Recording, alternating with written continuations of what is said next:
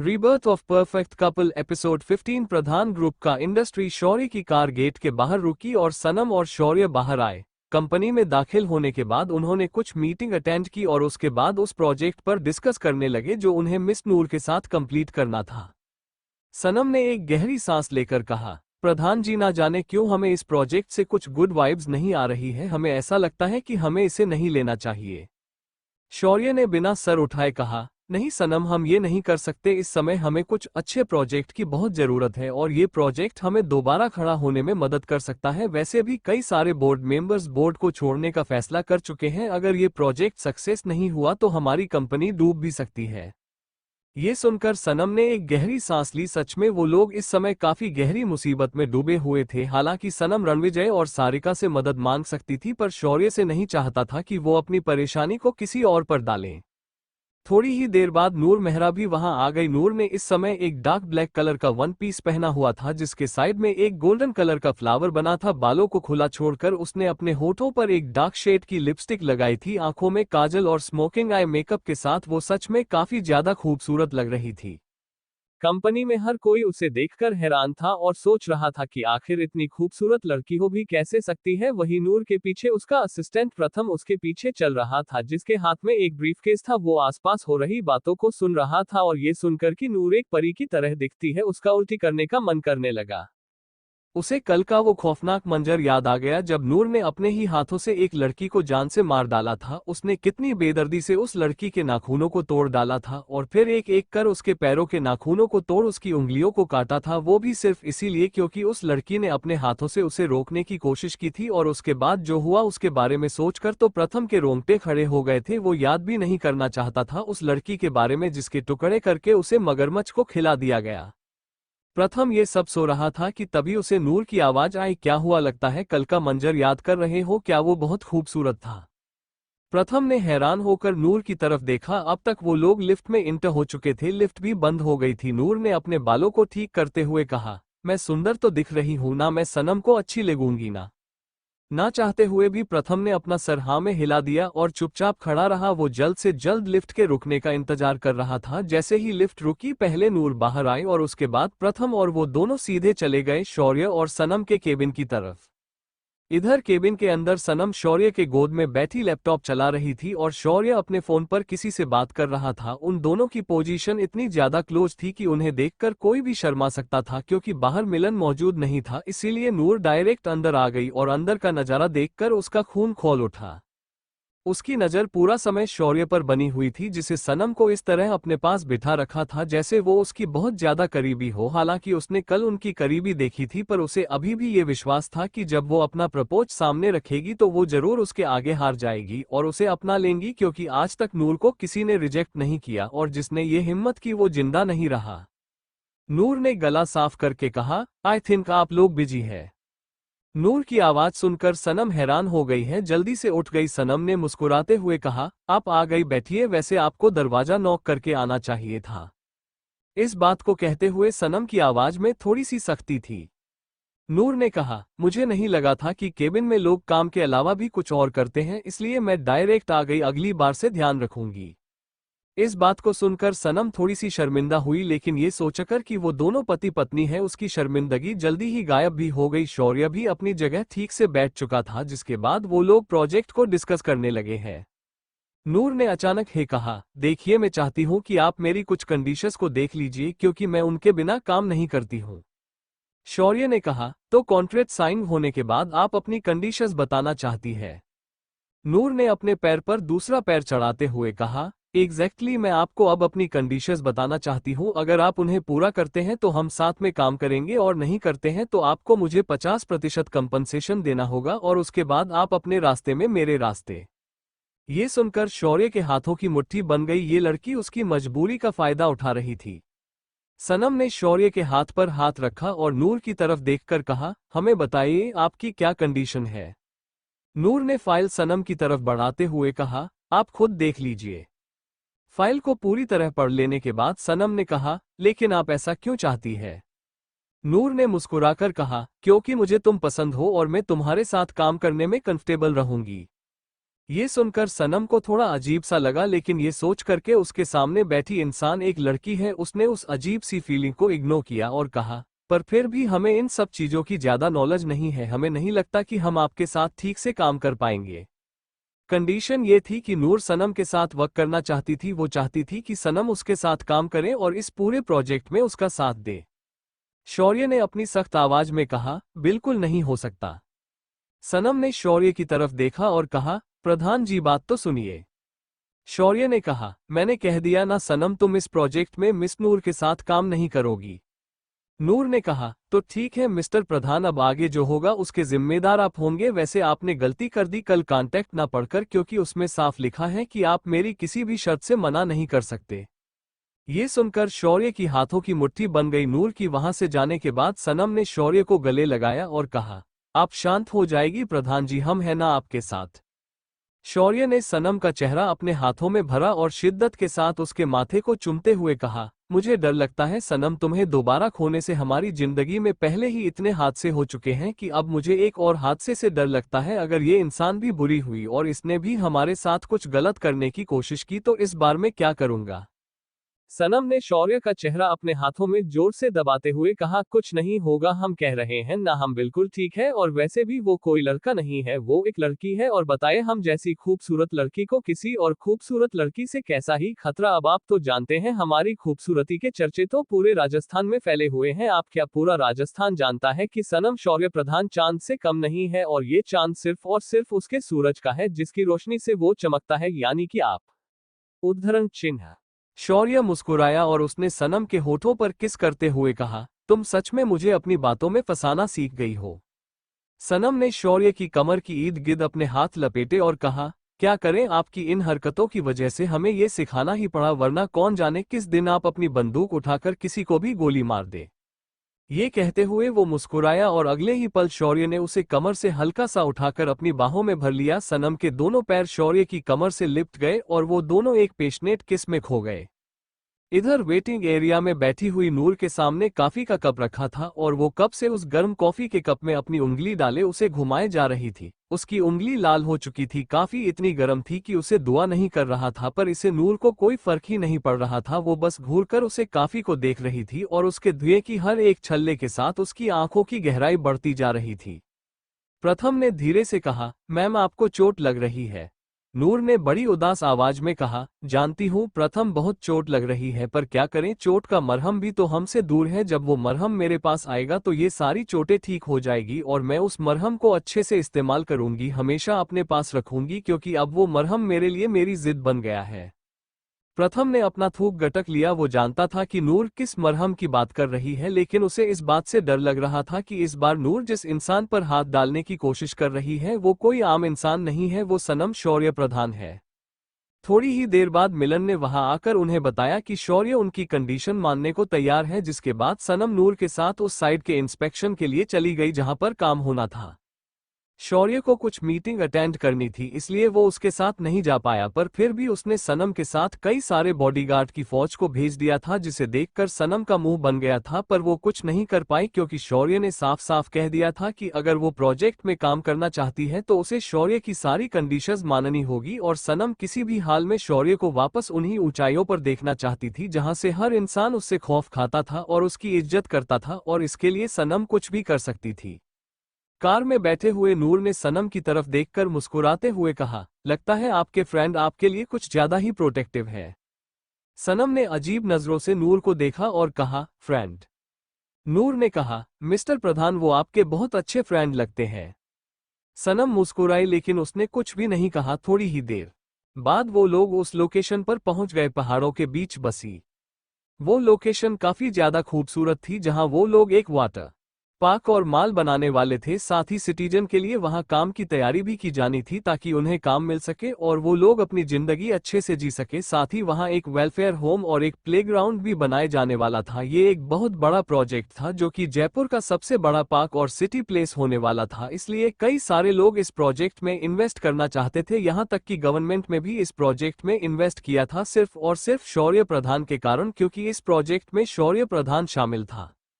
दूसरी तरफ उस ऑफिस में जिसमें पिछली बार सृष्टि गई थी, इस समय एक फुटेज चल रही थी। वो फुटेज उस सेक्रेट रूम की थी। आसपास कई सारे लोग बैठे थे और हैरानी से उस फुटेज को देख रहे थे। आखिर में जब वो फुटेज बंद हुई तो सृष्टि ने एक फाइल ओपन करते हुए कहा, मुझे वहां कुछ लड़कियों की तस्वीरें मिली है, देखिए। सीनियर ऑफिसर ने जैसे ही वो तस्वीर देखी वो हैरान हो गया। हर तस्वीर के दो हिस्से थे, एक में लड़की बहुत खूबसूरत थी और दूसरे में लड़की एक लाश की तरह थी जो बहुत ज्यादा बेदर्दी से कुचली गई हो और जिसे मराते समय भी रहम ना किया गया हो। ऐसे ही कई सारी तस्वीर उनमें मौजूद थी और हर एक तस्वीर की हालात उस इंसान की हैवानियत को दिखा रही थी। उन फोटोज को नीचे रखने के बाद सीनियर ऑफिसर ने सृष्टि से कहा, तो तुम कब इस काम को अंजाम देने वाली हो? सृष्टि ने कहा, मुझे थोड़ा समय चाहिए क्योंकि वो इंसान बहुत ज्यादा चालाक है। ना ही उसने अपने लिए कोई सबूत छोड़े हैं और ना ही किसी गवाह को रखा है। अगर हम उसे अरेस्ट भी करते हैं तो हम नहीं जानते कि उसने और कितनी ही लड़कियों को अगवा कर रखा है। वहां पर कुछ डॉक्यूमेंट जो मिले हैं जिनसे ये पता चला है कि वो कुछ लड़कियों की स्मगलिंग भी करती है, उन्हें विदेशों वो में बेच देती है। इसलिए इस रैकेट को पर्दाफाश करना बहुत जरूरी है। इसकी मास्टरमाइंड को पकड़ने के लिए हमें पहले जाल बिछाना होगा, एक ऐसे इंसान को चुनना होगा जो कि उसका चारा बन सके। क्या कोई मेरे साथ इस मिशन में शामिल होना जाएगा? उद्धरण चिन्ह। इस बात को सुनते ही सब चुप हो गए। किसी की भी गर्दन और हाथ को ना उठता देख सृष्टि उठकर खड़ी हुई और उसने कहा, फाइन, मैं इस मिशन को अकेले ही हैंडल कर सकती हूँ।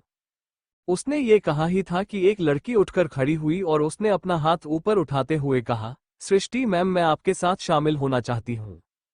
सृष्टि ने तिरछी नजरों से उस लड़की की तरफ देखा जिसकी उम्र शायद अभी 22 साल ही होगी और उसके चुलबुले स्वभाव को देखकर पता चल रहा था कि वो अभी अभी इस टीम में शामिल हुई है। सृष्टि ने अपनी सख्त आवाज में कहा, बिल्कुल नहीं, मैं तुम्हें इस टीम में शामिल नहीं कर सकती। ये सुनकर वो लड़की मायूस हो गई। उसने कहा, पर क्यों मैम, मेरा नाम काजल मेहरा है और मैं आपके साथ इस मिशन में शामिल होना चाहती हूँ, प्लीज मुझे शामिल कर लीजिए। ये कहते हुए वो काफी मासूम दिख रही थी। सीनियर ऑफिसर ने कहा, काजल बहुत ज्यादा ब्रेव है और उसे हर तरह की ट्रेनिंग दी गई है। अगर तुम उसे अपने साथ शामिल करोगी तो मुझे लगता है तुम्हारा एडमिशन जल्द ही कंप्लीट हो जाएगा, क्योंकि काजल देखने में भी काफी खूबसूरत है और जैसा कि तुमने कहा तुम उसे चारे की तरह इस्तेमाल कर सकती हो।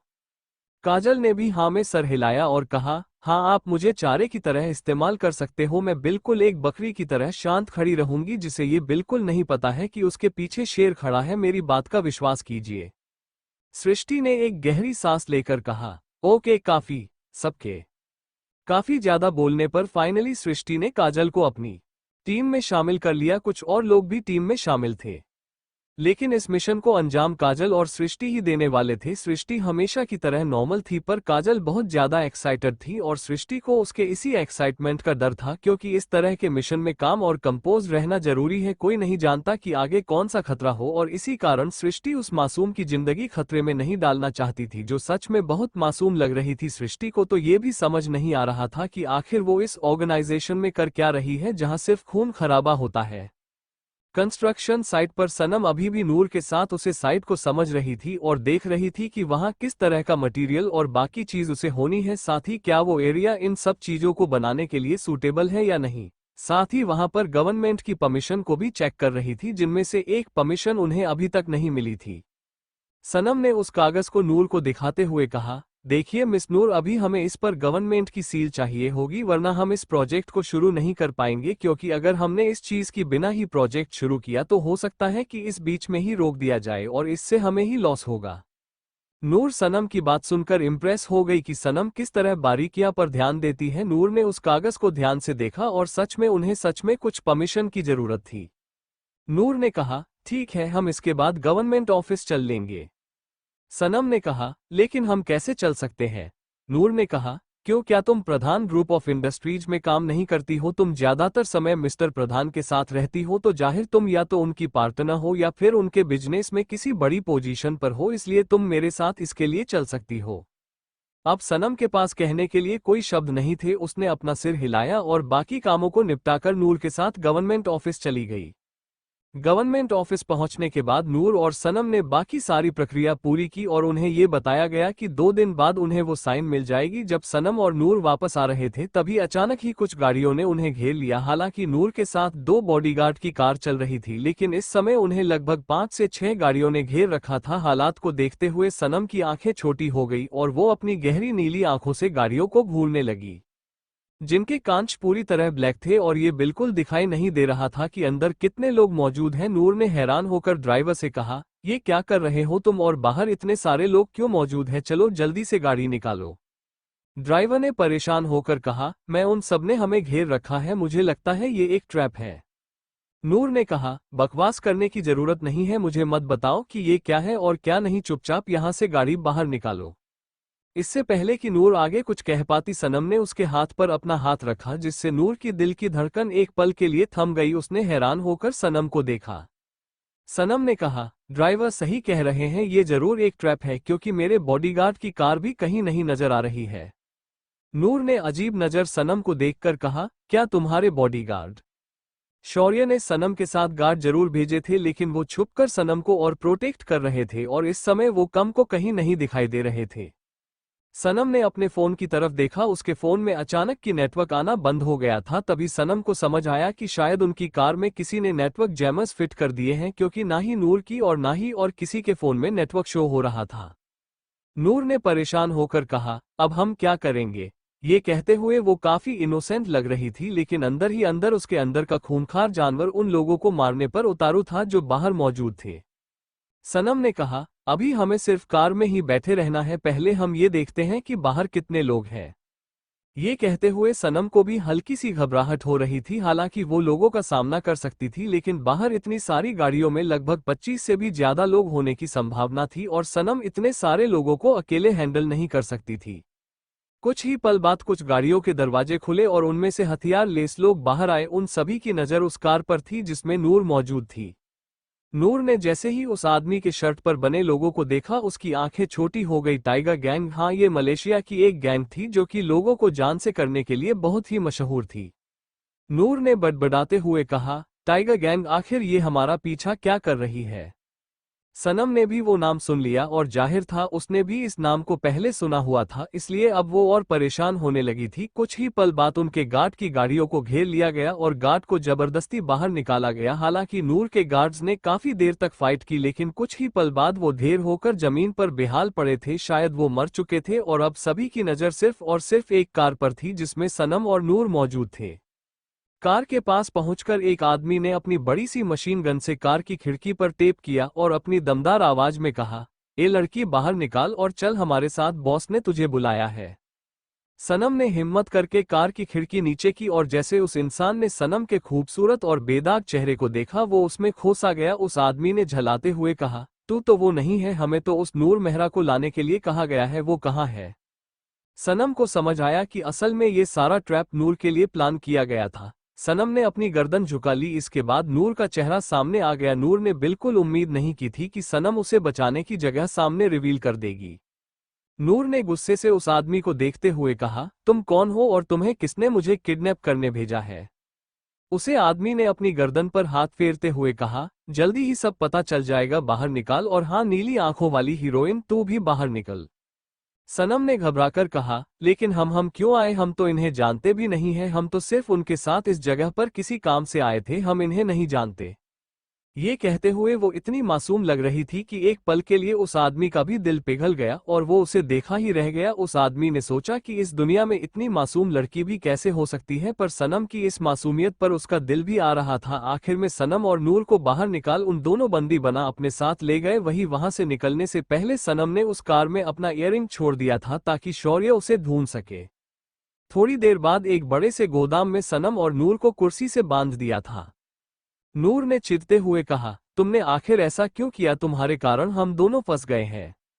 सनम ने कहा, अगर हम उस समय इस तरह का कदम नहीं उठाते तो अब तक वो लोग हमको गोलियों से भून चुके होते, या तो हम मर गए होते या जख्मी हालत में उनके पास होते, और तब ना जाने ये लोग हमारे साथ क्या करते। कम से कम इस समय हम सुरक्षित तो हैं।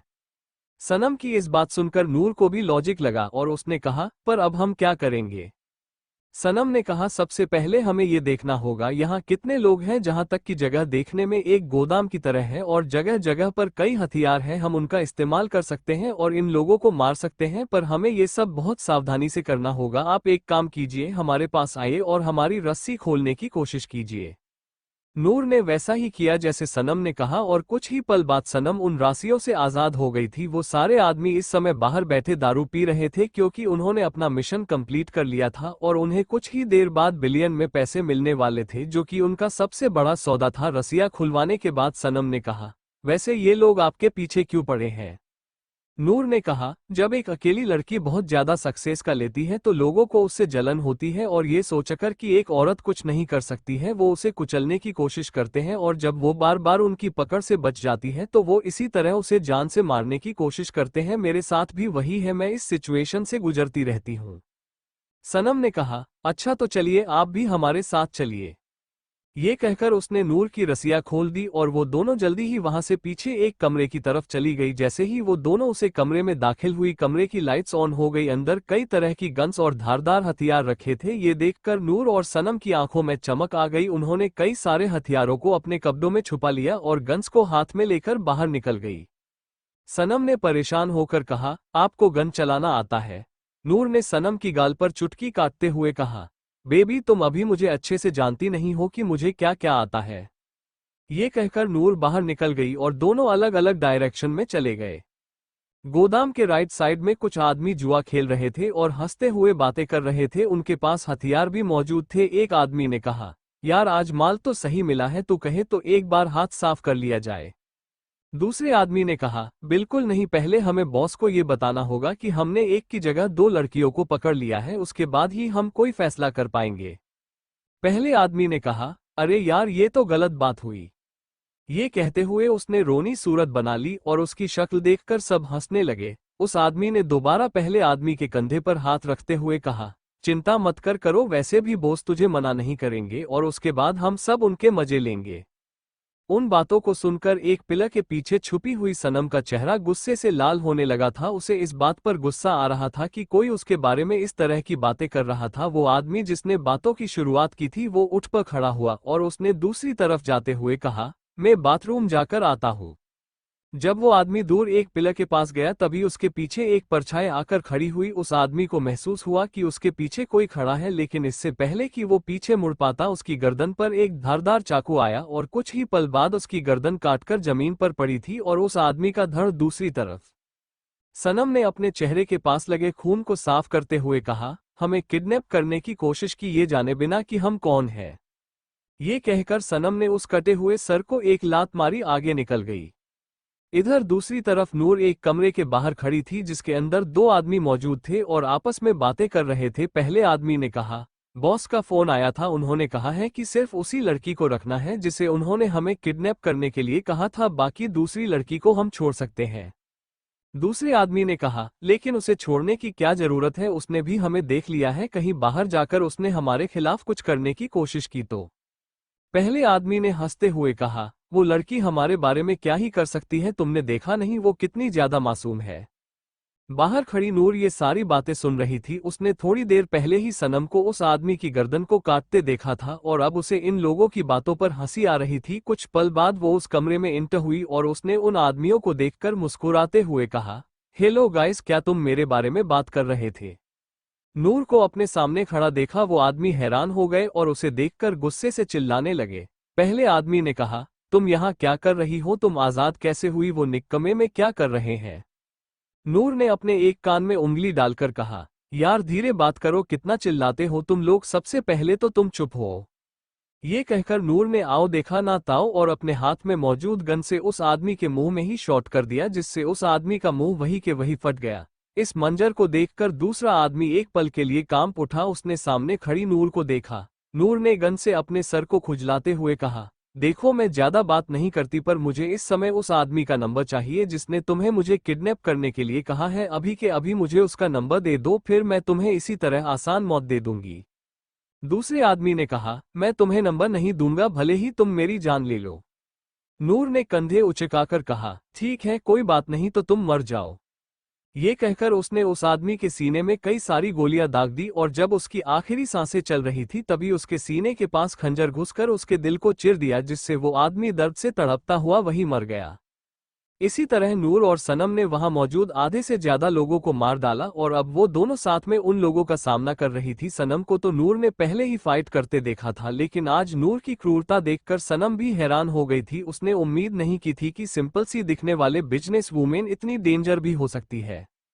इधर दूसरी तरफ शौर्य को किडनैपिंग के बारे में पता चल चुका था और वो काफी ज्यादा गुस्से में था। वो अभी अभी उस गोदाम के बाहर पहुंचा था और उसके सारे गार्डन गोदाम में फेल कर लोगों की तलाश कर रहे थे, लेकिन तलाश में उन्हें मिल रही थी तो सिर्फ लाशें और इसके अलावा कुछ नहीं। उन लाशों को देखकर शौर्य समझ गया था कि ये किसने किया होगा। उसकी बीवी को किसी की जरूरत नहीं होती है क्योंकि वो खुद को बचा सकती है। ये सोचकर शौर्य को प्राउड फील हो रहा था। जब तक वो लोग सनम और नूर के पास पहुंचे तब तक नूर और सनम ने सभी लोगों को खत्म कर दिया था। सनम को देखते ही शौर्य जल्दी से सनम के पास दौड़ा और उसने सनम को अपने सीने से लगा लिया। इस समय उसका दिल डर और घबराहट के कारण काफी तेज धड़क रहा था। सनम ने शौर्य की पीठ को सहलाते हुए कहा, प्रधान जी आप डर गए। शौर्य ने चिढ़ते हुए कहा, तो तुम्हें क्या लगता है मुझे इस समय डरना नहीं चाहिए? मैंने तुम्हें कहा था ना गार्ड्स को अपने साथ ही रखो। सनम ने मुंह बनाते हुए कहा, और हमने आपको कहा था कि हमें इतनी ज्यादा लग्जरियस लाइफ नहीं चाहिए, हम एक नॉर्मल इंसान की तरह जीना चाहते हैं।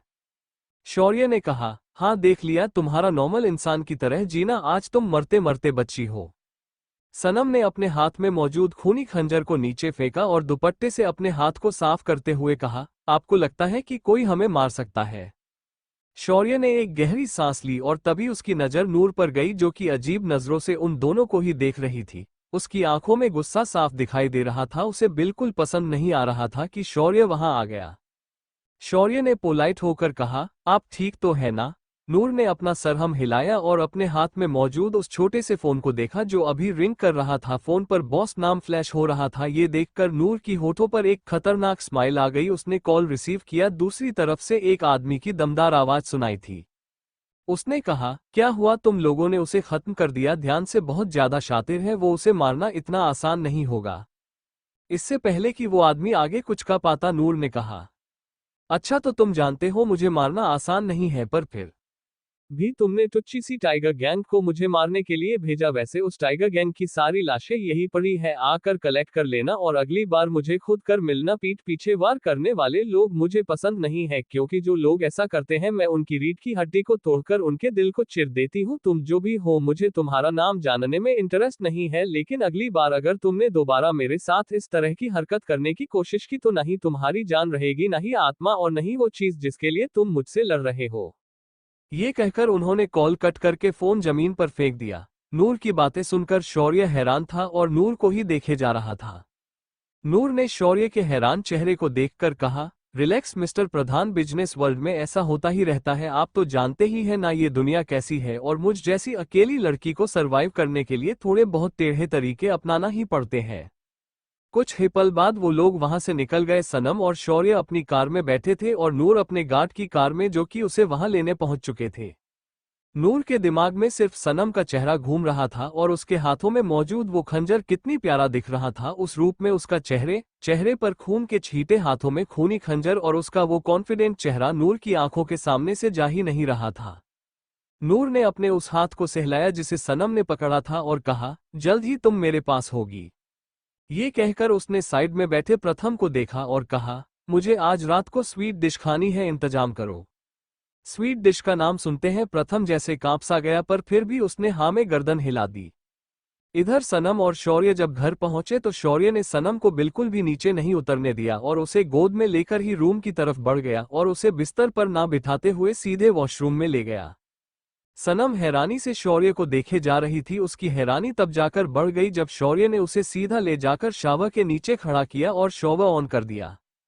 सनम ने सबोरी की तरफ देखा। पानी से भीगने के कारण उसकी आंखें हल्की सी धुंधली हो रही थी और इस धुंधलेपन में ही सनम ने कहा, प्रधान जी आप ये क्या कर रहे हैं, हमें बाहर जाने दीजिए। शौर्य ने सनम को दीवार से सटाया और कहा, बिल्कुल भी नहीं, सबसे पहले इस गंदे खून को अपने शरीर से साफ करो।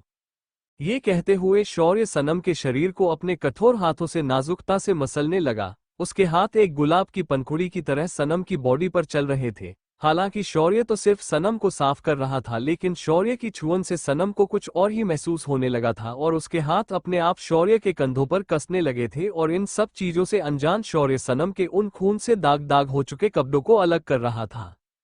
जब शौर्य की नजर सनम के लाल चेहरे पर गई तो उसने सनम का चेहरा अपने हाथों में थाम कर कहा, तुम ठीक तो हो ना? सनम ने शौर्य के कॉलर से पकड़कर अपनी तरफ खींचा और उसके होठों के पास सरगोशी से कुछ बड़बड़ाते हुए कहा, आई नीड यू प्रधान जी। ये कहकर उसने अपने होंठ शौर्य के होठों से जोड़ दिए और शौर्य सुन्न सा सनम को देखता रह गया। सनम वाइल्डली शौर्य को किस कर रही थी, उसके होंठ शौर्य के होठों पर इस तरह चल रहे थे जैसे आज वो इन्हें खा ही जाएगी। सनम कभी ऐसा नहीं करती थी, पर आज उसके एक्शंस को ज्यादा ही वाइल्ड थे। तभी शौर्य को महसूस हुआ कि सनम का शरीर भी भट्टी की तरह जल रहा है और उसकी बेचैनी बढ़ती जा रही है। सनम अभी शौर्य को अपनी तरफ खींचने की कोशिश कर रही थी, वही शौर्य उसकी हालत को समझने की कोशिश कर रहा था। सनम की इस हरकत को देखकर वो समझ गया था कि सनम को जरूर कोई नशे की दवा दी गई होगी और इस बारे में सोचकर ही उसका खून खोल उठा था। क्या होता अगर वो लोग टाइम पर नहीं निकाल पाते या फिर सनम उस जगह पर फंस जाती। वो जानता था उसकी बीवी खुद को प्रोटेक्ट कर सकती है, लेकिन इस हालात में वो सच में खुद को नहीं बचा पाती। शौर्य सनम को कमर से थामा और उसकी तरफ देखते हुए कहा, सनम तुम्हें क्या हुआ है? सनम ने अपने लाल हो चुके चेहरे के साथ हांफते हुए कहा, हम नहीं जानते प्रधान जी क्या हुआ है, लेकिन हमें बहुत ज्यादा गर्मी लग रही है, हमें समझ नहीं आ रहा हम क्या करें। आप हमारे पास रहिए ना, आप आपके पास होने पर हमें ठंड का एहसास हो रहा है, प्लीज हमारी मदद कीजिए प्रधान जी, वरना हम मर जाएंगे। शौर्य ने उसे कसके थामा और उसे बेताबी से चूमने लगा। उसके हाथ सनम की कमर पर घूम रहे थे, वही सनम ने शौर्य के बालों को अपनी मुट्ठी में जकड़ा हुआ था। दोनों ही पैशनेटली और वाइल्डली एक दूसरे को किस कर रहे थे। सनम आज बाकी दिनों से कुछ ज्यादा ही वाइल्ड थी और शौर्य जानता था कि ये किस कारण है। कुछ ही पल बाद उन दोनों के कपड़े उसे बाथरूम के फ्लोर पर जगह जगह बिखरे हुए थे। शौर्य के होंठ सनम के शरीर के हर एक हिस्से पर घूम रहे थे और सनम की गहरी सांसें उसे बेकाबू होने पर मजबूर कर रही थी। और अगले ही पर शौर्य और सनम की सिसकियां उस बाथरूम में गूंज उठी थी। उन दोनों के प्यार का सिलसिला ना जाने कितनी ही देर बाथरूम में चलता रहा और ना जाने कब वो दोनों बिस्तर पर आए। सनम सॉरी को छोड़ने का नाम नहीं ले रही थी, वही शौर्य पूरी कोशिश कर रहा था कि सनम से उस ड्रग का नशा उतर जाए। लगभग सुबह के 4 बजे जब सनम नींद के आगोश में चली गई तब जाकर शौर्य ने एक राहत ली। सनम का पूरा चेहरा और शरीर पसीने से लथपथ था, लेकिन उसके चेहरे पर इस समय सुकून दिखाई दे रहा था। शौर्य ने सनम के माथे पर किस किया और उसे गीले कपड़े से अच्छे से साफ कर नाइट सूट पहना कंबल उड़ा दिया, जिसके बाद वो खुद भी कपड़े पहनकर सनम के पास ही सो गया। इधर दूसरी तरफ एक बड़े से बंगलों के एक कमरे में एक लड़की की दर्दनाक चीखें गूंज रही थी और थोड़ी दूर खड़ा प्रथम अपने आप में ही कांप रहा था और दूसरी तरफ उस कमरे में एक लड़की अपने शरीर पर बिना किसी कपड़ों पर एक बेड पर लेटी थी। थोड़ी दूर दूर खड़ी नूर ने इस समय एक ट्रांसपेरेंट ब्लैक कलर की नाइटी पहनी थी, उसके लंबे बाल खुले हुए थे, उसके होठों पर रेड कलर की लिपस्टिक थी और वो मुस्कुराते हुए उस लड़की को देख रही थी जिसकी आंखों से बेनतहा आंसू बहे जा रहे थे। उस लड़की ने अपनी कांपती आवाज में कहा, छोड़ दो मुझे, मैंने तुम्हारा क्या बिगाड़ा है, तुम इस तरह के काम कैसे कर सकती हो, तुम भी तो एक लड़की हो। नूर ने उस लड़की के चेहरे पर अपना हाथ फिरते हुए कहा, स्वीटी तुम ये गलत कह रही हो, माना कि मैं लड़की हूं पर मेरी भी कुछ डिजायर्स है और अब जब तुम यहाँ आ ही गई हो तो तुम्हें मेरी हेल्प तो करनी ही होगी। उस लड़की ने अपनी गर्दन नामे हिलाते हुए कहा, मुझे प्लीज जाने दो वरना मुझे मार दो, मुझे इस तरह परेशान मत करो। ओ नूर ने घूरते हुए उस लड़की को देखा और साइड में पड़े एक ब्लैक कलर के चाबुक से उस लड़की के शरीर पर वार किया। चाबुक पर अलग अलग तरह के नुकीले हिस्से थे जिससे उस लड़की की चमड़ी उधड़ कर उस चाबुक के साथ बाहर आ गई और उसकी एक और चीख उस जगह पर गूंज उठी। चेहरे को छोड़कर उस लड़की के शरीर पर ना जाने कितने ही घाव हो चुके थे और नूर को ये सब देखकर काफी मजा आ रहा था। नूर ने उस लड़की के शरीर पर उन घावों को छुआ और उस हिस्से को मसलते हुए कहा, तुम जानती हो जब कोई मुझे मना करता है तो मुझे कैसा लगता है। ये कहते हुए उसने अपने नाखून उस लड़की के घाव में गड़ा दिया जिससे वो लड़की और ज्यादा चीखने लगी। नूर ने कहा, ऐसा ही चीखने का मन करता है मेरा, पर क्या करूं, मैं ऐसा नहीं कर सकती। ये कहकर उसने वो चाबुक जमीन पर फेंका और कमरे की लाइट्स ऑफ कर दी और उसके बाद उस लड़की की चीखें और ज्यादा बुरी तरह उस कमरे में गूंज उठी। बाहर खड़े प्रथम की आंखों में आंसू आ गए थे पर वो कुछ भी नहीं कर सकता था। प्रथम ने खुद से कहा, न जाने कौन सा वो मनहूस दिन था जब मैंने इस लड़की की कंपनी में इंटरव्यू दिया था। ये कहते हुए उसने अपने कानों में हेडफोन लगा लिए और उसी जगह पर जमीन पर बैठ गया क्योंकि उसे वहां से जाने की इजाजत नहीं थी। इधर उस बंगले के बाहर सृष्टि और काजल इस घर के बाहर खड़े थे। कमरे साउंड प्रूफ नहीं थे, ना ही कांच, जिस कारण उस लड़की की चीखें उस विला के बाहर तक आ रही थी, जिन्हें सुनकर काजल कांप गई थी, पर सृष्टि की आंखों में कोई भाव नहीं आए थे। सृष्टि ने कहा, लगता है एक और लड़की को यहाँ लाया गया है। काजल ने कहा, क्या यहाँ पहले से भी और लड़कियां हैं? सृष्टि ने कहा, मैंने तुम्हें पहले ही कहा था ये मिशन मुश्किल होने वाला है, तो तुम मेरे साथ आई ही क्यों हो? काजल ने कहा, मैं ऐसा नहीं कह रही कि मैं डर गई, आप तो कुछ भी सोचती है। ये कहते हुए वो दोबारा सामने देखने लगी। सृष्टि ने गहरी सांस ली और कहा, ठीक है, अब हमें अंदर चलना है। ये सुनते ही काजल का चेहरा सफेद पड़ गया, लेकिन उसने अपने चेहरे पर डर के भाव नहीं आने दिए, जिसके बाद वो दोनों छुपते छुपाते अंदर दाखिल हो गई। उस कमरे के खिड़की पर पहुंचने के बाद अंदर जो मंजर उन्होंने अपने नाइट विजन ग्लासेस से देखा, उसे देखकर उन दोनों के ही रोंगटे खड़े हो गए। यहाँ तक कि सृष्टि भी एक पल के लिए कांप उठी। उसने जोर से काजल का हाथ पकड़ लिया, क्योंकि वो जानती थी कि वह नादान बच्ची जरूर डर गई होगी। काजल की नजरें अब भी उस कमरे से हट नहीं रही थी। अंदर जो मंजर चल रहा था उसे देखकर उसकी रूह तक कांप उठी थी। सृष्टि ने उसके कंधे पर हाथ रखते हुए कहा, काजल काम डाउन। काजल ने हकलाते हुए कहा, मैं वो अंदर वो लड़की उसके साथ। सृष्टि ने कहा, मैंने तुम्हें पहले ही कहा था ये मिशन बहुत मुश्किल होने वाला है, तुम ही इस मिशन में शामिल हुई हो, इसलिए अब तुम पीछे नहीं हट सकती। अंदर जो भी हो रहा है हमें उसे ही रोकना है। वो अपराधी जो अपराध को कर रहा है उसे हमें पकड़ता है, ताकि हम उन मासूम लड़कियों की जिंदगी बचा सके जिन्हें वो बर्बाद कर देती है, लेकिन वो खुद भी तो एक लड़की है। सृष्टि ने कहा, अपराधी की कोई शक्ल नहीं होती है और हमें सबसे पहले उस लड़की को बचाना है। मैं तुम्हें जो बोल रही हूँ तुम्हें वही करना है। काजल ने हाँ में सिर हिलाया, जिसके बाद सृष्टि ने उसे कुछ बातें समझाई, जिसके बाद काजल उस डायरेक्शन की तरफ चले गए जहां सृष्टि ने कहा था। वहां पहुंचकर काजल ने देखा कि वहां पर घर का मेन स्विच का बोर्ड था। काजल ने अपने हाथ जोड़े और खुद से कहा, जय माता दी। ये कहकर उसने स्विच बोर्ड के पावर बटन को ऑफ कर दिया, जिसके बाद पूरे विला की लाइट चली गई। प्रथम जो अपने हेडफोन लगाकर गाने सुन रहा था उसने हैरान होकर आसपास देखा और खुद से कहा, लाइट क्यों चली गई? बाहर गार्ड भी यही सोच रहे थे और चेक कर रहे थे कि लाइट्स क्यों गई हैं, लेकिन किसी को कुछ समझ नहीं आ रहा था। और इधर दूसरी तरफ नूर ने तो पहले ही अपने कमरे की लाइट्स ऑफ कर रखी थी, इसलिए उसे इस बात की कोई चिंता ही नहीं थी कि लाइट है या नहीं। लेकिन तभी अचानक से उसे अपने सर के पीछे दर्द सा महसूस और उसके लंबे बालों को किसी के हाथों द्वारा जकड़ लिया गया। उस इंसान ने उसके बालों को पकड़कर इस तरह से खींचा कि नूर झटके से बिस्तर से उड़ जमीन पर जा गिरी और उसका खुला बदन फर्श पर टकराने से काफी ज्यादा चोटिल हो गया।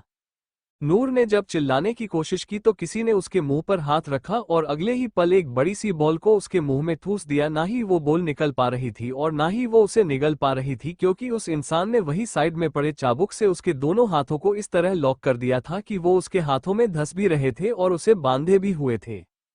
ये सब करने के बाद उस इंसान ने बिस्तर पर पड़ी लड़की को देखा और उसकी दयनीय हालत को देखकर उसकी आंख से आंसू की एक बूंद बह गई। उसने जल्दी से आगे बढ़कर उस चादर में उस लड़की को लपेटा और उसे अपने साथ ले घर के बाहर निकल गई। कोई भी उसे देख नहीं पाया, क्योंकि वो बहुत चालाकी से सबकी नजरों के सामने अंधेरे में ही निकल गई थी।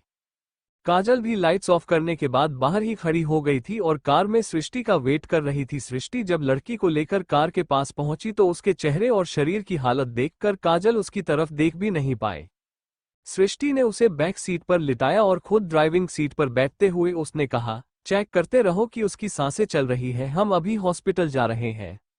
ये कहकर उसने कार स्टार्ट कर दी। काजल ने कहा, लेकिन अगर हम हॉस्पिटल जाएंगे तो आपको नहीं लगता उसे पता चल जाएगा कि उस लड़की को किसने बचाया है, वो कौन से अस्पताल में है, और शायद उसके बाद वो उसे मार डाले, क्योंकि ये लड़की उसके राज जानती है। सृष्टि ने इम्प्रेस होकर काजल की तरफ देखा और कहा, तुम सही कह रही हो, ऐसा हो सकता है। काजल ने कहा, तो अब हम क्या करें?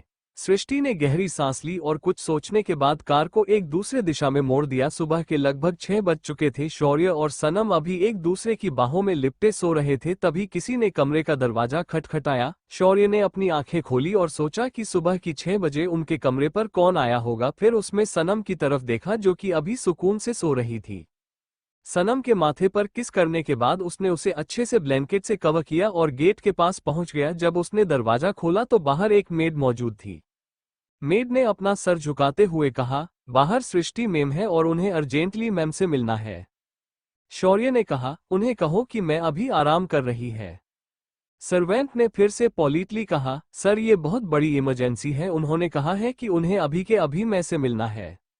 सर्वेंट के दोबारा कहने पर शौर्य की आंखें छोटी हो गई और वो जल्दी ही नीचे चला गया। नीचे पहुंचने के बाद उसने जो मंजर देखा उसकी आंखें और ज्यादा छोटी हो गई, क्योंकि सोफे पर एक लड़की लेटी हुई थी जिसके शरीर पर सिर्फ चादर लिपटी थी। घर की उजाले में उसके शरीर पर बने जख्म साफ दिखाई दे रहे थे। उसकी आंखें बंद थी और उसके बालों की कई हिस्सों को नोच लिया गया था और उसी के साइड में खड़ी थी सृष्टि और काजल।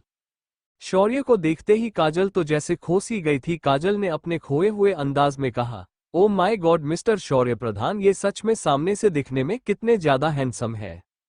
सृष्टि ने काजल के हाथ पर अपना हाथ रखते हुए कहा, ज्यादा बोल मत, वो मेरी बहन के हस्बैंड है। ये सुनकर काजल सकपका गई और अपना सिर झुकाकर खड़ी हो गई। सृष्टि ने कहा, भैया सनम कहाँ है? शौर्य ने कहा, वो ऊपर आराम कर रही है। सृष्टि ने परेशान होकर उस लड़की की तरफ देखा और कहा, हम इसे हॉस्पिटल नहीं ले जा सकते हैं, आप देख ही सकते हैं कि इसकी हालत क्या है, इसलिए मैं चाहती थी कि सनम इसका ट्रीटमेंट कर दे। शौर्य ने हालात की नाजुकता को समझते हुए हाँ में सिर हिलाया और जल्दी से ऊपर चला गया। सनम को काफी मुश्किल से उठाने के बाद जब उसने सारी सिचुएशन एक्सप्लेन की तो सनम की जैसे नींद ही उड़ गई। वो जल्दी से नीचे की तरफ दौड़ी। तब तक उस लड़की को नीचे ही एक गेस्ट रूम में शिफ्ट कर दिया गया था जहां पर हॉस्पिटल का सारा सामान मौजूद था। असल में जब सनम की तबीयत खराब थी तब वहां के रूम को पूरी तरह एक अस्पताल में कन्वर्ट कर दिया गया था, इसलिए वहां हर एक चीज मौजूद थी। सनम जब दाखिल हुई तब तक उस लड़की के शरीर से उस चादर को भी हटा दिया गया था और उस मंजर को देखकर सनम ऊपर से नीचे तक कांप उठी। सनम अभी भी अपनी जगह ठहरी हुई उस मंजर को देख रही थी। सृष्टि ने जैसे ही सनम को देखा उसने जल्दी से सनम को अंदर खींचकर दरवाजा बंद कर लिया, क्योंकि बाहर कुछ मेल सर्वेंट भी मौजूद थे और वो नहीं चाहती थी कि कोई भी उस लड़की को इस हालत में देखे। सृष्टि के खींचने से सनम जैसे होश में आए। उसने सृष्टि को देखकर कहा, ये सब क्या है और ये लड़की, इसकी ऐसी हालत कैसे हुई और तुम इसे यहाँ क्यों लाई हो? इसे तो हॉस्पिटल में होना चाहिए, हम इसे अभी हॉस्पिटल लेकर चलते हैं, चलो। ये कहते हुए सनम काफी पैनिक कर रही थी। सृष्टि ने सनम को कंधों से पकड़कर हिलाते हुए कहा, दी होश में आओ, हम इसे अस्पताल नहीं ले जा सकते हैं, मैं आपको सब कुछ बाद में एक्सप्लेन करूंगी, लेकिन सबसे पहले आपको इसकी जान बचाने होगी। इसकी पल्स बहुत ज्यादा स्लो चल रही है और हम इसे मरने नहीं दे सकते। इस लड़की का जिंदा रहना हमारे लिए बहुत ज्यादा जरूरी है। सनम ने एक गहरी सांस लेकर हाँ में गर्दन हिलाई और सृष्टि और काजल को बाहर भेजने के बाद उस लड़की का ट्रीटमेंट करने लगी। लगभग 2 घंटे बाद जब सनम बाहर आई तो उसका पूरा शरीर पसीने से लथपथ था, यहाँ तक उसकी आंखें भी हल्की सी लाल हो रही थी, जिसका साफ मतलब था कि उसने अपने आंसुओं को रोककर उस लड़की का ट्रीटमेंट किया था। बाहर आते ही सनम की नजर शौर्य पर गई और वो भागते हुए उसके गले जा लगी। शौर्य जानता था कि उस डिस्टर्बिंग मोमेंट में सनम कैसा फील कर रही होगी, इसलिए उसने सनम की पीठ को सहलाते हुए कहा, शांत हो, जो कुछ नहीं हुआ है वो ठीक हो जाएगी। सनम ने कहा, उसके साथ किसी ने? शौर्य ने कहा, मैंने कहा ना, शांत हो जाओ, उसे कुछ नहीं हुआ है, वो ठीक हो जाएगी, तुम चलो और थोड़ा आराम कर लो। सृष्टि और काजल को भी यही सही लगा और वो दोनों शौर्य और सनम के जाने के बाद उस कमरे में दाखिल हो गए जहां वो लड़की मौजूद थी। अंदर जाने के बाद उन्होंने देखा कि सनम ने उसे एक पेशेंट गाउन पहना दिया था और उसके शरीर पर कई सारी पट्टी लगा दी थी। कुछ पट्टी ऐसी थी जो टाकों को लगाने के बाद लगाई जाती थी, जिसका साफ मतलब था कि उस लड़की के शरीर के कई हिस्सों पर टाके भी आए हुए थे, यहाँ तक कि उसके चेहरे के एक हिस्से पर भी वही पट्टी लगी थी जो टाकों के बाद लगाई जाती थी। सृष्टि ने याद किया कि उस लड़की के चेहरे पर काफी ज्यादा गहरा काटने का निशान था, जिससे उस लड़की के मांस का टुकड़ा लगभग अलग हो रहा था। उसके बालों का काफी सारा हिस्सा नोच लिया गया था और उसके गर्दन के पास भी एक कट था, लेकिन अब वो लड़की थोड़ी स्टेबल दिख रही थी। हालांकि उसके होठों पर भी कई कट थे और वो होठ नीले हो गए थे, लेकिन उसे देखकर लग रहा था कि शायद अब वो जिंदा बच जाएगी। कई सारे मशीनों से घिरी वो लड़की इस समय दयनीय दिख रही थी और उसे देखकर काजल की आंखों से आंसू बह गए थे। काजल ने सृष्टि से कहा, कोई इतना ज्यादा निर्दयी कैसे हो सकता है? क्या उसे एक लड़की होते हुए एक लड़की पर तरस या शर्म नहीं आए? श्रेष्ठ ने कहा, हमें उसे किसी भी तरह पकड़ता है। हालांकि इस बार तो हमने इस लड़की को बचा लिया, लेकिन हम नहीं जानते कि हम अगली बार किसी और लड़की को बचा पाएंगे या नहीं, या फिर उसका अगला शिकार कौन होगा। ये कहकर वो काजल को उस कमरे के बाहर ले आई और उसे वही बने एक गेस्ट रूम में लेकर गई जहां एक लड़की की जरूरत का सारा सामान का इंतजाम किया गया था। पहले काजल ने शावर लिया और उसके बाद सृष्टि ने। इसके बाद वो दोनों अच्छे से तैयार होकर डाइनिंग हॉल में ब्रेकफास्ट करने के लिए पहुंच गए। काजल ने मना किया, लेकिन सृष्टि जानती थी कि काजल ने कल शाम से कुछ भी नहीं खाया है, इसलिए वो उसे जबरदस्ती अपने साथ ले आए। इतना सारा खाना देखकर काजल पूरी तरह हैरान हो चुकी थी। वो एक लोअर मिडिल क्लास फैमिली से आई थी जहाँ वो लोग जमीन पर बैठकर खाना खाते थे, इसलिए उसके लिए ये सारी लग्जरियस चीजें हैरान कर देने वाली ही थी और तो और खुश कर देने वाली भी। उसने कई तरह की चीजों को अपनी प्लेट में रखा और उसे खाने लगी। ये देखकर सृष्टि मुस्कुराई और उसने भी अपनी प्लेट में ब्रेड जैम लिया और उसे मिल्क के साथ खाने लगी। काजल ने पहले सैंडविच का बाइट लिया और फिर आलू पूरी की सब्जी खाते हुए कहा, जब आप इतनी ज्यादा अमीर है तो आप ये काम क्यों करती है। सृष्टि ने काजल की तरफ देखा जिसका मुंह पूरी तरह खाने से भरा था और उसके मुंह को नैपकिन से साफ करते हुए कहा, क्योंकि ये काम मैं शादी के पहले से करती थी और मुझे मेरा काम बहुत पसंद है। काजल ने हैरानी से सृष्टि को देखा और कहा, तो आप मैरिड है? आपकी शादी किससे हुई है? मतलब वो जो अभी मैम आई थी, शायद वो सर उनके हस्बैंड थे। तो फिर क्या आप उनकी कोई रिलेटिव लगती है? उन्होंने आपकी मदद की, क्या वो आपकी फ्रेंड है? ऐसे ही कई तरह के सवाल काजल पूछे जा रही थी और सृष्टि हैरानी से उसे देखे जा रही थी। उसे नहीं पता था कि काजल इतनी बड़बोली है। आखिर में जब वो चुप नहीं हुई तो सृष्टि ने अपना हाथ उसके मुंह पर रखते हुए कहा, बस चुप, वो मेरी सिस्टर है और वो मेरे जीजा जी है। और हाँ, मेरी शादी मेरे जीजा जी के छोटे भाई से ही हुई है। मैं प्रधान परिवार की छोटी बहू हूँ। ये सुनकर तो काजल और ज्यादा हैरान हो गई थी और उसे समझ नहीं आ रहा था कि वो क्या कहे, इसलिए वो चुप हो गई। उसे चुप देखकर सृष्टि ने कहा, वैसे तुम ये काम क्यों कर रही हो? इसमें तो बहुत खतरा होता है। ये सुनकर काजल की होठों पर एक दर्द भरी मुस्कान आ गई। उसने कहा, कई सारी जिम्मेदारियां हमें अपनी जान, क्या हमें अपनी सांस तक जोखिम में डालने पर मजबूर कर देती है।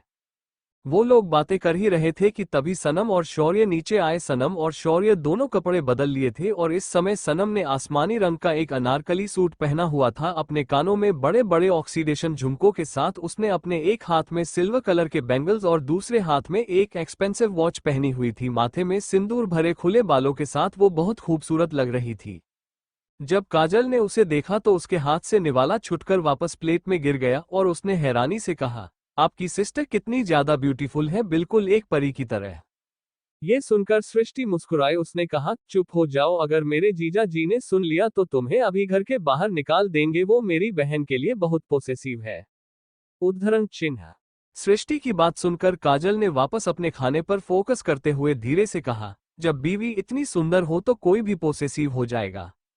अब तक शौर्य और सनम भी वहां पहुंच चुके थे। सनम के लिए चेयर खींचने के बाद शौर्य अपनी जगह पर बैठ गया और उन दोनों के पर जाने की बात सृष्टि और काजल ने वापस अपना ब्रेकफास्ट करना शुरू कर दिया। खाना हो जाने के बाद वो सभी लोग आप लिविंग रूम में बैठे हुए थे और सीरियस होकर एक दूसरे को देख रहे थे। काजल ने जब सृष्टि, सनम और शौर्य के सीरियस फेस को देखा तो उसने हल्के से अपना सर खुजराते हुए कहा, क्या यहाँ पर कोई इंपॉर्टेंट मैटर डिस्कस होने वाला है जो कि सीक्रेट हो, कि मुझे यहाँ से चले जाना चाहिए? क्या आप लोगों को पर्सनल बात करनी है? उसकी मासूमियत भरी बातों ने वहां की टेंशन भरे माहौल को हल्का कर दिया था। सृष्टि ने उसकी तरफ देखकर कहा, नहीं, तुम्हें कहीं जाने की जरूरत नहीं है। शौर्य ने गहरी सांस लेकर कहा, तो अब तुम बोलना शुरू कर सकती हो। सृष्टि ने कहा, मैं उस लड़की का नाम नहीं जानती हूँ, उसे मैंने एक प्लेस से बचाया है जहां उसके साथ। इतना कहकर सृष्टि चुप हो गई। सनम ने आगे कहा, लेकिन उसकी ये हालत हुई कैसे? आखिर कोई इतना क्रूर कैसे हो सकता है? जहां तक इंजरीज की बात है, उसे देखकर लगता नहीं है कि उसे किसी आदमी द्वारा परेशान किया गया है। सृष्टि ने कहा, तुम सही कह रही हो, ये सब एक लड़की का काम है। वो शायद एक साइको है, एक साइको किलर जो लड़कियों के साथ जबरदस्ती करना और उन्हें मारना पसंद करती है। उसे लड़कियां बहुत पसंद है और उसे जो लड़की पसंद आ जाती है उसे वो लड़की चाहिए होती है। रिपोर्ट में ये भी लिखा गया है कि जब लड़कियां उसकी बात नहीं मानती है तो वो उन्हें इतनी बुरी मौत देता है कि मौत भी कांप जाए। तुम इसी लड़की की हालत देख सकती हो, शायद इसने भी उसे प्रोवोक करने की कोशिश की होगी। सनम ने कहा, तो अब तक तुम लोगों ने उसे पकड़ा क्यों नहीं है? सृष्टि ने गहरी सांस लेकर कहा, उस लड़की के कई सारे रूप हैं और कई सारे नाम भी, और उसका हर एक नाम काफी ऊंचाई तक जुड़ा है। अगर हमने उसे बिना किसी प्रूफ के पकड़ लिया तो वो 2 दिन बाद ही छूट जाएगी और हमसे चौकन्ना भी हो जाएगी। इसीलिए हम उसे अभी नहीं पकड़ सकते हैं क्योंकि उसके कब्जे में अभी और भी लड़कियां हैं। शौर्य ने कहा, और उसका नाम क्या है? सृष्टि ने अपनी आंखों में आए गुस्से को संभालते हुए कहा, नूर मेहरा। और इस नाम को सुनते ही सनम और शौर्य हैरान रह गए। उन दोनों ने एक दूसरे की तरफ देखा और फिर सृष्टि की तरफ। सनम ने शौर्य को देखकर हाँ में सर हिलाया। शौर्य ने अपने फोन में नूर की प्रोफाइल पिक्चर को निकाला और उसे सृष्टि के सामने रखते हुए कहा, क्या ये वही लड़की है? नूर का फोटो देखते हैं सृष्टि बुरी तरह हैरान हो गई। उसने कहा, आपके पास इस लड़की को फोटो क्या कर रहा है? आप लोग इसे किस तरह जुड़े हुए हैं? क्या ये आपको जानती है? क्या इसने आप पर हमला करने की कोशिश की है? ये कहते हुए वो काफी परेशान नजर आ रही थी, क्योंकि वो बिल्कुल नहीं चाहती थी कि दोबारा कोई परेशानी उन लोगों के जीवन में आए। सनम ने सृष्टि से कहा, मैं बताती हूँ। ये कहकर उसने सारी बातें एक्सप्लेन कर दी और ये भी बताया कि किस तरह नूर उसके साथ अपनी बॉन्डिंग क्रिएट करने की कोशिश कर रही है और उसने किस तरह उन गुंडों को मारा था जो उस पर हमला कर रहे थे। सृष्टि ने कहा, तुम्हारी बातों से लग रहा है कि उसका अगला शिकार तुम हो। सनम ने कुछ भी नहीं कहा, क्योंकि अब उसे भी अपनी वो बुरी सी फीलिंग सच्ची लगने लगी थी, जिसे वो काफी समय से ये सोचकर इग्नोर कर रही थी कि उसके साथ मौजूद इंसान खुद भी एक लड़की है, तो उसे इस तरह की फीलिंग नहीं होनी चाहिए। लेकिन अब उसे अपने सारे एहसास रोंगटे खड़े कर देने वाले लग रहे थे। शौर्य ने सनम का हाथ कसकर पकड़ा और कहा, तो अब हमें क्या करना चाहिए? सृष्टि ने कहा, मैंने आप लोगों को इससे नहीं मिलवाया, ये काजल है। काजल ने उन लोगों की ग्रीट किया। सृष्टि ने कहा, हम पहले काजल को उसके सामने एक चारे की तरह इस्तेमाल करने वाले थे, ताकि वो काजल को अपने साथ ले जाए और हम सबूतों को इकट्ठा कर सके और एक ऐसा वीडियो बना सके जिसमें वो क्राइम करती हुई नजर आ रही हो, इसलिए हमने काजल को चुना था। सनम ने उस मासूम सी लड़की की तरफ देखा, जिसे देखकर लग रहा था कि वो इस काम के लिए बिल्कुल तैयार नहीं है, और फिर थोड़े गुस्से में कहा, आखिर तुम इस तरह का काम कैसे कर सकती हो? सृष्टि, उस लड़की को देखो, वो खुद कितनी मासूम है, तुम उसकी जिंदगी जोखिम में कैसे डाल सकती हो? सृष्टि ने मुंह बनाकर कहा, इस काम के लिए वो खुद रेडी हुई है। काजल ने मुस्कुराते हुए कहा, ये काम मैं खुद करना चाहती थी, इसलिए मैं रेडी हुई हूँ। आप सृष्टि मैम को कुछ मत बोलिए, वो तो उनकी ड्यूटी है और मैं खुद उनके साथ काम करना चाहती थी, और अगर मेरी कुर्बानी से कई सारी लड़कियों की जिंदगी बचती है तो मैं ये कुर्बानी देने के लिए खुशी खुशी तैयार हूँ। सनम ने काजल के सर पर हाथ फेर कर कहा, तुम सच में बहुत प्यारी हो। शौर्य ने घूरकर सनम के हाथ की तरफ देखा और उसे वापस अपनी तरफ खींचकर कहा, बस बहुत हुआ, अब तुम दोनों यहाँ से जा सकती हो। उस लड़की का ख्याल रखने के लिए मैंने कुछ डॉक्टर की टीम को बुला लिया है, वो लोग उसका यहाँ अच्छे से ट्रीटमेंट करेंगे और जब वो होश में आ जाएगी और बोलने लायक हो जाएगी तब मैं तुम्हें इन्फॉर्म कर दूंगा। सृष्टि ने मुंह बनाकर अपने जीजाजी को देखा। वो जानती थी कि शौर्य को किसी की भी अटेंशन सनम की तरफ ग्रेप होती हुई पसंद नहीं थी। सृष्टि उठकर खड़ी हुई, उसने काजल की तरफ देखकर कहा, चलो काजल, लगता है हम किसी के प्राइवेट मोमेंट्स में दखल दे रहे हैं, और वैसे सनम तुम्हें अपने बॉडी मार्क्स को थोड़ा अच्छे से कवर कर करना चाहिए था। वो क्या है ना, लगता है मेरे जीजा जी रात को कुछ ज्यादा ही वाइल्ड थे, और तुम भी बिल्कुल पीछे नहीं थी, क्योंकि जीजा जी की गर्दन पर नाखून की गहरी खरोच साफ बता रही है कि you both have a beautiful night, पर फिर भी तुम दोनों अभी भी एक दूसरे से चिपकाना चाहते हो। ये कहकर सृष्टि मुंह बनाते हुए वहां से चली गई। वही काजल मुंह फाड़े सृष्टि को देखते रह गई। आखिर वो किस तरह की बातें कर रही थी? सृष्टि के जाने के बाद सनम का चेहरा बुरी तरह लाल हो गया था और उसे अपनी रात की सारी हरकत याद आने रखी थी, कि किस तरह वो शौर्य पर चढ़ बैठी थी और उसके साथ जबरदस्ती प्यार करने में लगी थी, जबकि शौर्य उसे काफी बार मना कर चुका था, पर फिर भी सनम मान ही नहीं रही थी। वो तो इतनी उतावली हो गई थी कि उसने कमरे की लाइट्स ऑफ करना भी जरूरी नहीं समझा था, और रोशनी से भर उस कमरे में उनकी प्यार भरी सिसकियां अभी भी उसके कानों में गूंज रही थी। सनम ने शौर्य की तरफ देखा, और अब जब उसने महसूस किया कि शौर्य भी उसे देख रहा था तो उसकी नजर झुक गई, और अब उसमें हिम्मत नहीं थी कि वो दोबारा शौर्य की तरफ देख सके। शौर्य ने अपनी मेलोडियस आवाज में कहा, लगता है मैडम को कुछ याद आ गया है। सनम ने कहा, प्रधान जी हमें ना कुछ काम है, हम आते हैं। शौर्य ने सनम का हाथ पकड़कर उसे वापस अपनी तरफ खींचा, और अब शौर्य सोफे पर लेटा हुआ था और सनम उसके ऊपर लेटी हुई थी। शौर्य के दोनों हाथ सनम के कमर से लिपटे थे और उसका चेहरा सनम की गर्दन के पास घूम रहा था। शौर्य ने उस लव बाइट वाले हिस्से पर अपने होंठ टिकाए और वहां किस करते हुए कहा, क्या तुम्हें हट हो रहा है? जैसे ही शौर्य के होठों ने उस हिस्से को छुआ, सनम की सिसकी छूट गई और उसने कहा, बहुत ज्यादा, आपने हमें बहुत बुरी तरह काटा है। शौर्य ने कुछ पल तक सनम के चेहरे को देखा और फिर धीरे धीरे अपनी शर्ट के बटन ओपन करने लगा। ये देखकर सनम की आंखें बड़ी हो गई। उसने कहा, आप प्रधान जी, आप ये पर क्या कर रहे हैं? यहाँ नौकर भी आ सकते हैं। शौर्य ने कहा, चिंता मत करो, आज मैंने सारे नौकरों को छुट्टी दे रखी है। ये कहने के साथ ही उसने अपनी शर्ट की आखिरी बटन को भी खोल दिया और अब सनम के सामने आया शौर्य का ऊपरी शरीर, जिस पर उसके छोटे छोटे दांतों ने ना जाने कितनी ही कलाकारी की हुई थी। शौर्य ने कहा, तो तुम इसके बारे में क्या कहना चाहोगी? सनम, जो शौर्य के शरीर पर बने अपने दांतों, नाखूनों और हिक्की के निशाने को देखकर हैरान थी, शौर्य की बात सुनकर उसकी तरफ देखने लगी। उसने कहा, क्या ये सब हमने किया है? शौर्य ने पलटकर सनम को अपने नीचे लिया और उसे घूरते हुए कहा, तो तुम ये कहना चाहती हो कि ये सब मैंने जानबूझकर किया होगा? क्या तुम्हें सच में कुछ याद नहीं है या फिर तुम ये सब नाटक कर रही हो? सनम ने अपनी नजरें चुराते हुए कहा, हमें कुछ याद नहीं है। शौर्य ने एक शैतानी मुस्कान के साथ सनम की गर्दन पर अपना हाथ फेरा और कहा, डोंट वरी डार्लिंग, मैं तुम्हें सब याद दिला दूंगा डिटेल में। और उसके इस जवाब को सुनकर सनम को खतरा महसूस होने लगा, लेकिन इससे पहले कि वो कुछ समझ पाती, उसका दुपट्टा कहीं फर्श पर जा गिरा और शौर्य के होंठ उसकी गर्दन और चेस्ट पर चलने लगे, जिसे सनम बिल्कुल नहीं रोक पाई। और कुछ ही पल बाद शौर्य सनम को उठा अपने कमरे की तरफ ले गया। काजल को अपने घर छोड़ने के बाद सृष्टि जब प्रधान मैंशन पहुंची, अंदर जाते ही उसने पाया कि घर के सभी लोग अपने कामों में बिजी थे। मौका पाते ही सृष्टि अपने कमरे की तरफ गई और जैसे ही वो कमरे में दाखिल हुई, उसे किसी के जरिए खींच लिया गया। सृष्टि ने हैरान होकर समय की तरफ देखा और कहा, तुम ऑफिस नहीं गए? समय ने उसे घूरते हुए कहा, पहले मुझे ये बताओ कि तुम पूरी रात कहाँ थी? ये सुनकर सृष्टि चुप हो गई। समय ने कहा, देखो सृष्टि, मैं जानता हूँ तुम्हारा वक्त थोड़ा अलग है और तुम्हें कई बार रात को भी काम करना पड़ता है, पर इसका मतलब ये बिल्कुल नहीं है कि तुम मुझे इन्फॉर्म नहीं करो। तुम जानती हो मैं पूरी रात नहीं सो पाया। मैंने तुम्हें कितने सारे कॉल किए पर तुम्हारा फोन स्विच ऑफ था। समय की आवाज से ही पता चल रहा था कि वो कितना ज्यादा गुस्से में है। सृष्टि ने गहरी सांस लेकर कहा, समय, तुमने ही मुझे ये केस एक्सेप्ट करने को कहा था और अब तुम ही मुझे मेरे काम से दूर करना चाहते हो। समय ने कहा, मैं तुम्हें तुम्हारे काम से दूर नहीं करना चाहता हूं, बल्कि मैं सिर्फ इतना चाहता हूं कि तुम मुझे इतना बता दिया करो कि तुम ठीक हो। मैं डरता हूं तुम्हें दोबारा खोने से। तुम जानती हो ना कि हमारी जिंदगी किस तरह खतरे में रहती है। सृष्टि ने कहा, जानती हूं, इसलिए मैं हर पल को खुलकर तुम्हारे साथ जीना चाहती हूं।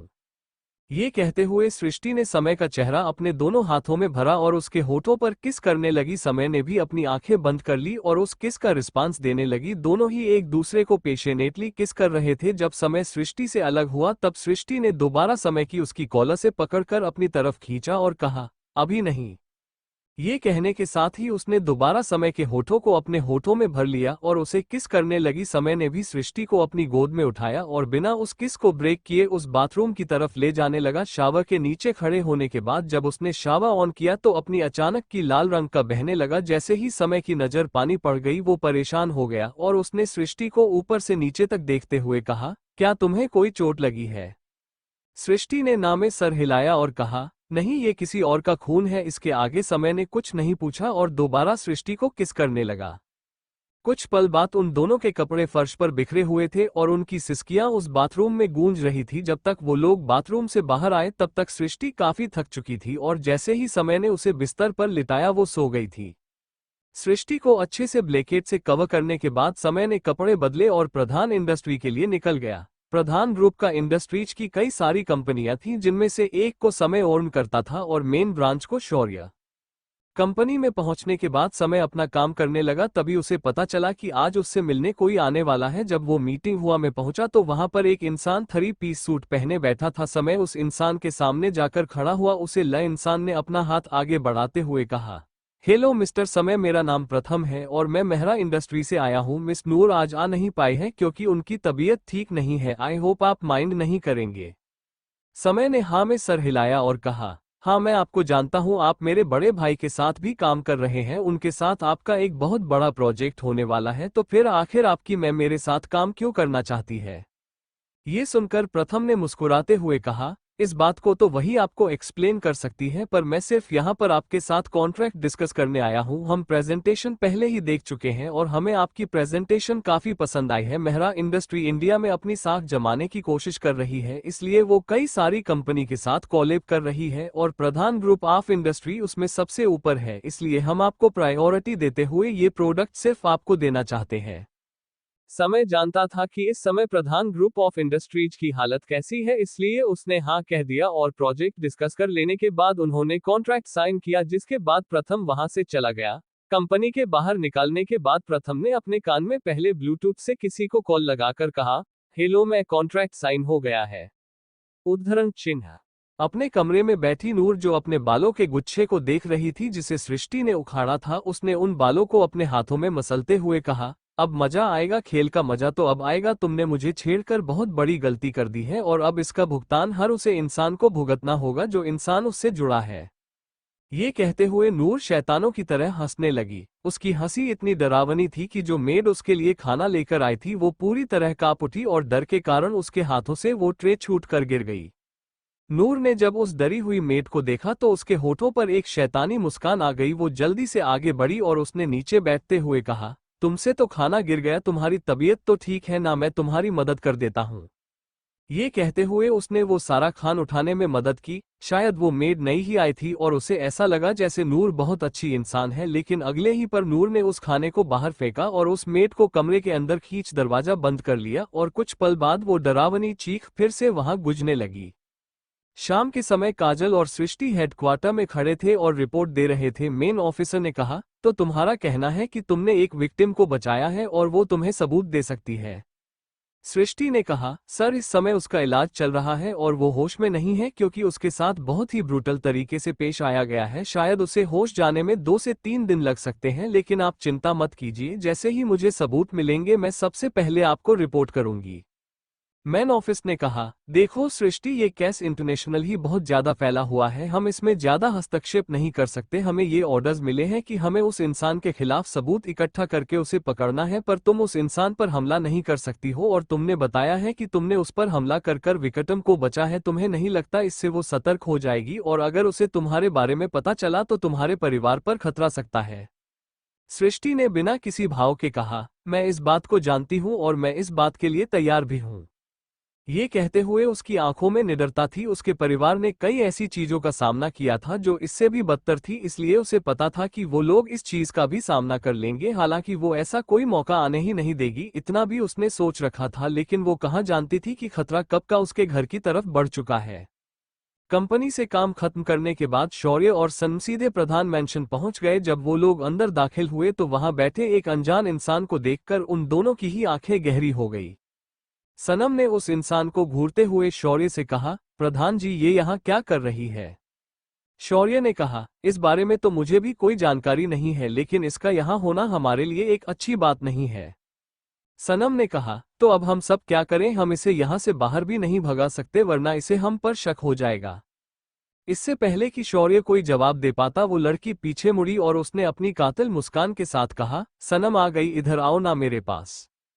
सनम मुस्कुराते हुए आगे बढ़ी और उसने उस लड़की से हाथ मिलाते हुए कहा, मिस नूर मेहरा, आप यहाँ कैसे? नूर ने एक मिस्टीरियस स्माइल के साथ कहा, मेरा आना तो बहुत जरूरी था। वो क्या है ना, जब कुछ लोग मेरे काम में दखल देते हैं तो मैं उन लोगों को ही गायब कर देता हूँ। सनम ने कंफ्यूज होकर नूर को देखा। नूर ने हंसते हुए कहा, मैं मजाक कर रही थी। लेकिन सनम जानती थी ये कोई मजाक नहीं है।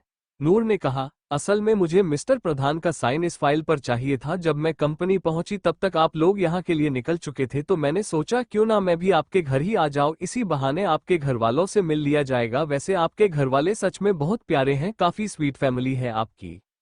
सुहासिनी जी ने नूर को नाश्ते की प्लेट थमाते हुए कहा, तुमने तो कुछ खाया ही नहीं, को ये घेवर खाओ, इसे सनम ने खुद बनाया था, तुम्हें जरूर पसंद आएगा। नूर ने उस घेवर को लिया और खाते हुए कहा, अगर सनम ने बनाया है तो ये जरूर टेस्टी और मीठा होगा, मैं इसे जरूर खाऊंगी। ये कहते हुए उसने घेवर का एक बाइट लिया और उसे चबाते हुए सनम को देखने लगी। उसके एक्सप्रेशन ऐसे थे जैसे वो घेवर को नहीं सनम को चबा रही हो और इस फीलिंग को महसूस कर सनम को अंदर ही अंदर गूसेबम्स आने लगे थे। शौर्य ने जल्दी से सनम का हाथ पकड़ा और दूसरे सोफे पर बैठ गया। शौर्य ने कहा, दीजिए मैं उस फाइल पर साइन कर दूं, आपको भी देरी हो रही होगी जरूर, आपके घर आपको काफी काम रहते होंगे और कहाँ कैसी बातें कर रहे हो। सुहासिनी जी ने कहा, शौर्य, घर आए मेहमान को कोई इस तरह भागता है? नूर बेटा, बशाम हो गई है, रात का खाना खाकर ही जाना, तब तक तुम थोड़ा घूम आओ। सनम, इन्हें हमारा घर दिखाओ। इन्होंने कहा कि इन्हें भी ऐसा ही घर बनवाना है तो ये यहाँ का इंटीरियर चेक करना चाहती है। सनम ने शौर्य की तरफ देखा। शौर्य ने अपनी पलकें झपका दी जिसके बाद सनम नूर को लेकर वहां से निकल गई।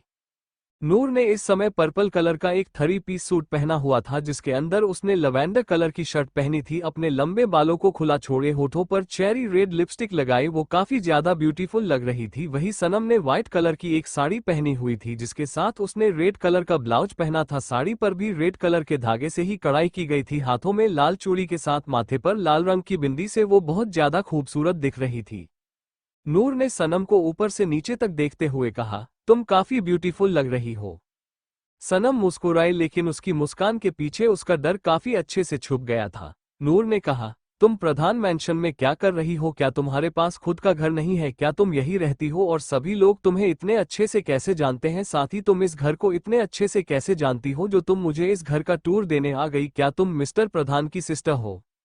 ये सुनते ही सनम को जैसे झटका सा लग गया। उसने हंसते हुए हैरानी से नूर को देखा और कहा, आप किस तरह की बातें कर रही है? हम प्रधान जी की बहन नहीं है।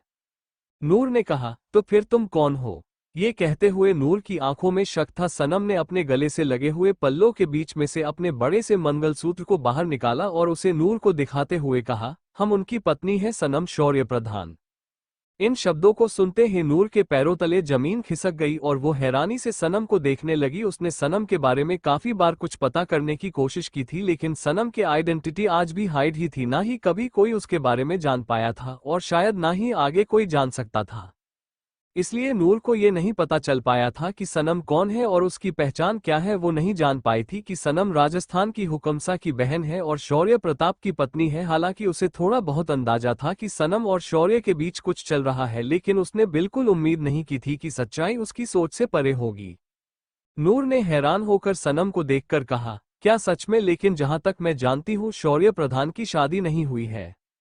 सनम ने कहा, आप तो जानती हैं कि हमारे कितने सारे दुश्मन हैं, इसलिए हम लोग इस शादी को सामने नहीं ला सकते क्योंकि अगर ऐसा हुआ तो प्रधान जी को लगता है कि हमारी जान पर खतरा आ जाएगा। इसलिए बहुत कम लोग हैं जो ये जानते हैं कि हम और प्रधान जी शादीशुदा हैं और इस लिस्ट में अब आप भी आ गई हैं। मैं उम्मीद करती हूँ कि आप इस बात को किसी और से शेयर नहीं करेगी। नूर ने कहा, ठीक है, मैं किसी को नहीं बताऊंगी। वैसे तुमसे मिलकर अच्छा लगा मिसेस प्रधान।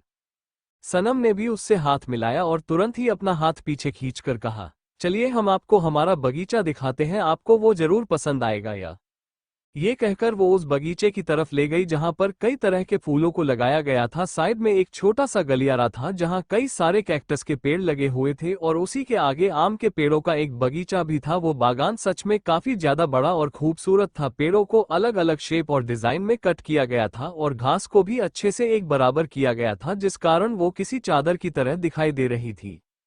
नूर ने कहा, काफी ज्यादा खूबसूरत है। वैसे आप लोगों का रिश्ता भी काफी खूबसूरत है। आपकी शादी को कितना समय हो गया? सनम ने सोचते हुए कहा, हमें लगता है कि अगले महीने 1 साल पूरे हो जाएंगे। ये कहते हुए उसके दिमाग में ख्याल आया कि हाँ, अगले महीने उसकी शादी को पूरे 1 साल हो जाएंगे। वो इतनी बड़ी बात कैसे भूल गई? ये सोचते हुए कि आने वाले महीने के समय ही उसकी और शौर्य की शादी हुई थी, सनम का दिल गुदगुदी से भर उठा। नूर ने कहा, ठीक है, फिर मैं आपकी फर्स्ट वेडिंग एनिवर्सरी पर जरूर आऊंगी। आपको एक अच्छा तोहफा दूंगी जो आपको हमेशा याद रहेगा। एनीवेज अब मैं चलती हूँ, प्रधान जी से कहिएगा कि यह फाइल उनके लिए है, वो इस पर साइन कर दे। सनम ने वो फाइल ले ली लेकिन उसी के साथ नूर को अपनी नीली आंखों से घूरते हुए कहा, वो सिर्फ हमारे प्रधान जी हैं, बाकी सबके लिए वो मिस्टर प्रधान है। उम्मीद है आप इस बात के बारे में ध्यान रखेंगी। नूर ने हाँ में सर हिलाया और बगीचे की तरफ से ही पार्किंग एरिया में चली गई और वहां से अपनी कार लेकर अपने घर की तरफ चली गई। अब वो यहाँ पर नहीं रुकना चाहती थी क्योंकि यह रुककर उसे सनम को एक बहू और बीवी की तरह देखना पड़ता और वो उसे इस रूप में तो बिल्कुल नहीं देखना चाहती थी। कार चलाते हुए नूर काफी गुस्से में थी और काफी फास्ट ड्राइव कर रही थी। एक खाली हाईवे पर भी उसकी कार इतनी तेजी से दौड़ रही थी कि हवा भी उसका मुकाबला नहीं कर पा रही थी। एक गहरी खाई के पास रुकने के बाद नूर कार से बाहर आई और उसने जोर से चिल्लाते हुए कहा, सनम तुम उस शौर्य प्रधान से शादी कैसे कर सकती हो? तुम किसी और से शादी कैसे कर सकती हो? तुम किसी और को खुद को छूने कैसे दे सकती हो? बिल्कुल नहीं, तुम मेरी हो, तुम्हें मेरा होना होगा और नूर को जो चाहिए होता है नूर उसे हासिल कर कर रहती है और मैं तुम्हें हासिल कर कर रहूंगी। ये कहते हैं वो नूर शैतानों की तरह हंसने लगी और उसकी हंसी में सिर्फ एक मंजर था, मौत का मंजर। Thank you for listening. मुझे उम्मीद है आपको ये स्टोरी पसंद आई होगी। अगर आपको पसंद आई है तो प्लीज लाइक और कमेंट करना ना भूलें और मोर स्टोरीज के लिए सब्सक्राइब करें। मिलते हैं नेक्स्ट वीडियो में।